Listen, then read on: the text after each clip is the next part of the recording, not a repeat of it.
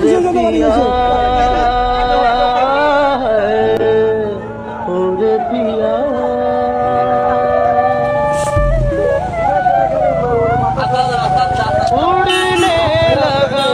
प्यारी प्यारी सी कसम तुम्हारा मेरा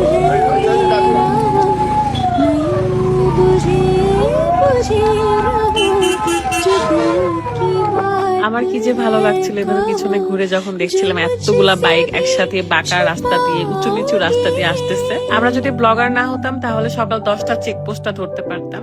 ব্লগার হওয়ার কারণে দুপুর 12টা বেজে গেছে। রাস্তার সব ধরনের বিপদ আপদ এবং যত কষ্ট হয়েছে, আমাদের মাজা পেইন, পা ব্যথা, হাত ব্যথা, मैं कोई गैर तो नहीं दिलाऊं किस तरह यकीन दिलाऊं किस तरह